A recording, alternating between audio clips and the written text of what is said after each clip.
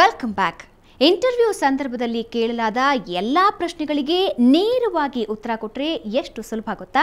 ಸರ್ದೇಶ್ ಪಾಂಡೆ ಅದನ್ನ ಎಕ್ಸ್ಪ್ಲೇನ್ ಮಾಡ್ತಾರೆ ನೋಡಿ. ಇದೇನಾಗ್ತದೆ, ಒಂದ್ಸರ್ತಿ ಒಬ್ಬ ಹೊಸದಾಗಿ ನೌಕರಿಗೆ ಬಂದಿರ್ತಾನೆ.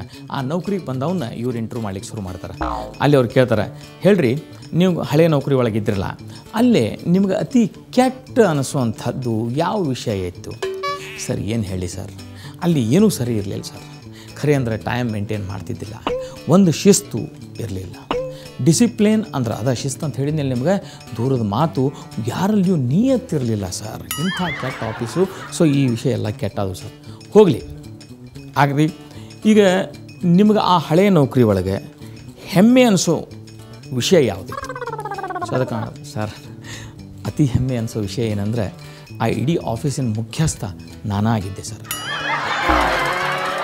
ಹಂಗೆ ಒಬ್ಬರು ತಮ್ಮ ನಾಯಿಗೆ ಆರಾಮಿಲ್ಲ ಅಂಥೇಳಿ ನಾಯಿ ಡಾಕ್ಟ್ರಿಗೆ ಅಂದರೆ ಒಬ್ಬ ದನದ ಡಾಕ್ಟ್ರಿಗೆ ಫೋನ್ ಮಾಡಿದರು. ಡಾಕ್ಟ್ರ್ ಒಂದು ಸ್ವಲ್ಪ ಪ್ಲೀಸ್ ಬರ್ರಿ, ನಮ್ಮ ನಾಯಿ ಸರಿ ಇಲ್ಲ, ಒಂದು ಸ್ವಲ್ಪ ನೀವು ನೋಡ್ತೀರಿ ನಾನು. ಸರಿ ಅಂತ ಡಾಕ್ಟ್ರು ಬಂದರು. ಆ ಹೆಣ್ಣು ನಾಯಿ ನೋಡಿದರು.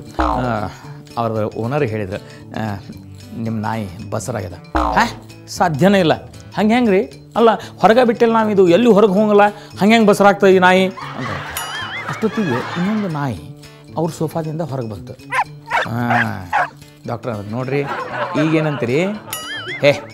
ಏನು ಮಾತಾಡ್ತೀರಿ ಡಾಕ್ಟ್ರ? ತಲಿಬೇಕು ನಿಮಗೆ. ಅದು ಈ ನಾಯಿದಲ್ಲ, ಇದ್ರ ಅಣ್ಣದು ಗೊತ್ತಾಗ್ತಿಲ್ಲ ನಿಮಗೆ. ಇನ್ನೊಬ್ಬ ಗೆಳೆಯ ನನಗೆ ಈ ಇಬ್ಬರು ಗೆಳತಿಯರ ಬಗ್ಗೆ ಒಂದು ಸಣ್ಣ SMS ಕಳ್ಸ್ಯಾನ. ಭಾಳ ದಿವಸದ ಮೇಲೆ ಇಬ್ಬರು ಗೆಳತಿಯರು ಭೇಟಿಯಾದರು. ಗೆಳತಿಯರು ಭೇಟಿಯಾದ ಕೂಡ ಈಕೆ ಕೇಳಿದ್ಲು, ಏನು ಹೆಂಗಿದ್ದೀನಿ? ಆರಾಮಿದ್ದೀನಿ. ನನ್ನ ಲಗ್ನ ಆತು. ಲಗ್ನ ಆತ? ಚಲೋ ಆತಲ್ಲ. ಏನು ಚಲೋ ಆತಂತೀವಿ ಬಿಡ. ನನ್ನ ಗಂಡ ಖರೆ ಅಂದ್ರೆ ಭಾಳ ಕೆಟ್ಟಿದ್ದಾನೆ, ಕೂರ್ತಿದ್ದಾನೆ. ಅಯ್ಯಯ್ಯ ಹಿಂಗಾತ? ಹಂಗಂದ್ರೆ ಭಾಳ ಕೆಟ್ಟ ಆತಲ್ಲ. ಕೆಟ್ಟೇನಾಗಿಲ್ಲ, ದೂರ್ತಿದ್ರು ಭಾಳ ಶ್ರೀಮಂತಿದ್ದಾನ. ಹೌದಾ? ಚಲೋ ಆತಲ್ಲ. ಶ್ರೀಮಂತಿದ್ರು ಹೇಳ್ತೀನಿ ನಿನಗೆ, ಭಾಳ ಕಂಜೂಸಿದ್ದಾನ. ಹೌದಾ? ಕೆಟ್ಟ ಆತಲ್ಲ. ಕೆಟ್ಟ ಯಾಕಂತೀಯ? ಅವ ಕೋಟಿ ಕೋಟಿ ರೂಪಾಯಿ ಖರ್ಚು ಮಾಡಿ ಬಂಗ್ಲೆ ಕಟ್ಸ್ಯಾನ. ಹೌದಾ? ಚಲೋ ಆತಲ್ಲ. ಕೋಟ್ಯಾಧಿಪತಿ. ಏನು ಚಲೋ ಬಿಡ, ಕೆಟ್ಟ ಆಗ್ಯದ. ಯಾಕೆ ಏನಾಯ್ತು? ಏನಿಲ್ಲ, ಮೊನ್ನೆ ಆ ಕೋಟಿ ಕೋಟಿ ರೂಪಾಯಿ ಬಂಗ್ಲೆ ಉರಿದು ಬೆಂಕಿಗೆ ಆಹುತಿ ಆಯ್ತು. ಹೌದಾ? ಕೆಟ್ಟ ಆತಲ್ಲ. ಕೆಟ್ಟೇನಾಗಿಲ್ಲ, ಚಲೋನ ಆಯ್ತು ಅಂದ್ರೆ ಆ ಉರಿಯೋ ಬಂಗ್ಲೆದಾಗ ನನ್ನ ಗಂಡ ಒಳಗಿದ್ದ ಅಂಥೇಳಿ. ಮೊನ್ನೆ ದಾವಣಗೆರೆಯಿಂದ ರಮೇಶ್ ಅನ್ನೋರು ಕಳಿಸಿದ ಒಂದು ಜೋಕು ಹಿಂಗದ. ಅವ್ರು ಹೇಳ್ತಾರೆ, ನೋಡ್ರಿ ಇದೊಂದು ಸಿನಿಮಾದ ಕಥೆ. ಒಬ್ಬ ಹೀರೋ ಇರ್ತಾನೆ, ಒಬ್ಬ ಹೀರೋಯಿನ್ ಇರ್ತಾಳೆ ನ್ಯಾಚುರಲಿ ಸಿನಿಮಾ ಅಂದಮೇಲೆ. ಆದರೆ ಹೀರೋಯಿನ್ನು ವಿಲನ್ ಅಂದ್ರೆ ಖಳನಾಯಕನ ಲವ್ ಮಾಡ್ತಾಳೆ. ಆ ಖಳನಾಯಕ ಒಬ್ಬ ತಮ್ಮ, ಅವ ಈ ಹೀರೋಯಿನ್ ಚಿಕ್ಕಮ್ಮನ ಲವ್ ಮಾಡ್ತಾನೆ. ಹೀರೋಯಿನ್ ಚಿಕ್ಕಮ್ಮ ಆ ಖಳನಾಯಕನ ಲವ್ ಮಾಡ್ತಾಳೆ.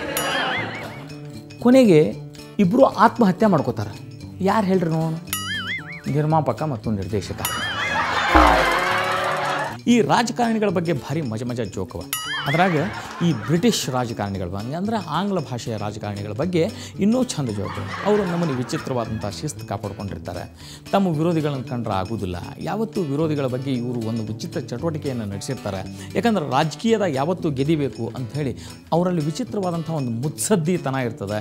ಯಾವತ್ತೂ ತಾವು ಗೆದಿಬೇಕು ಅನ್ನೋ ಇದ್ರಾಗನ ಇರ್ತಾರೆ. ಸೊ ಇಂಥ ರಾಜಕಾರಣಿಗಳಿಬ್ಬರಿಗೆ ಪೈಪೋಟಿ ಬಿದ್ದಿತ್ತು, ಜಿದ್ದಾಜಿದ್ದಿ ನಡೆದಿತ್ತು. ಆದರೆ ಒಬ್ಬ ರಾಜಕಾರಣಿ ಹೆಂಡ್ತಿ ತನ್ನ ವಿರೋಧಿ ರಾಜಕಾರಣಿ ಜೊತೆ ಸಂಬಂಧ ಇಟ್ಕೊಂಡಾಳ ಅಂಥೇಳಿ ಈ ರಾಜಕಾರಣಿಗೆ ಗೊತ್ತಾಗ್ತದೆ. ಸೊ ಹೆಂಗೆ ಇದನ್ನು ಟ್ಯಾಕಲ್ ಮಾಡೋದು ತಿಳಿಲಿಲ್ಲ. ಅದಕ್ಕೆ ಈ ರಾಜಕಾರಣಿ ಒಂದು ವಿಚಾರ ಮಾಡ್ದ, ಏನಪ್ಪ ಡೈರೆಕ್ಟ್ ಕೇಳಿಬಿಡೋಣ ಅವ್ರನ್ನ, ಅವಾಗ ಏನದ ಅಂಥೇಳಿ. ಸರಿ ಒಂದು ದಿವಸ ಎದುರ ಪದರ ಆದರೂ ಇವ ಇಮಿಡಿಯೇಟ್ಲಿ ಕೇಳಿಬಿಟ್ಟ, ಏನು ಸಾಹೇಬ್ರ ನಮ್ಮ ಮನೆಯವ್ರ ಜೊತೆ ನಿಮ್ಮ ಸಂಬಂಧ ಅದ, ಮತ್ತು ಮೊನ್ನೆ ರಾತ್ರಿ ನೀವು ಅವ್ರ ಜೊತೆ ಮಲಗಿದ್ರೇನು? ಅದಕ್ಕೆ ಅವ ಎದುರಿಗೇನು ರಾಜಕಾರಣಿ ಭಾರಿ ಶಾಣ್ಯ. ಅವ ಹೇಳ್ದ, ನನಗೇನು ತಲೆಗಿಲಿ ಕೆಟ್ಟದೇನು ರೀ, ಅಷ್ಟು ಸುಂದರಿ ಜೊತೆ ಮಲಗಲಿಕ್ಕೆ ಎಚ್ಚರನ ಇದ್ದೆ, ಬೆಳತನಕ ಎಂಜಾಯ್ ಮಾಡಿದೆ ಅಂತ. ಈ ಜೋಕ್ ನೋಡ್ರಿ ಮೊನ್ನೆ ನಮ್ಮ ಗೆಳೆಯ ಕಳಿಸಿದ್ದು. ಇದು ಏನಂತ ನೀವು ಹೇಳ್ಬೇಕು ನಂಗೆ. JH ಪಟೇಲ್ರು ಇದನ್ನು ಯಾವತ್ತೂ ಬಳಸ್ತಿದ್ರು. ಜಯಲಲಿತಾ ಅವರಿಗೆ ಇದು ಇಲ್ಲವೇ ಇಲ್ಲ. JH ಪಟೇಲ್ರು ಇದನ್ನು ಯಾವತ್ತೂ ಬಳಸ್ತಿದ್ರು, ಜಯಲಲಿತಾ ಅವರಿಗೆ ಅದು ಇಲ್ಲವೇ ಇಲ್ಲ.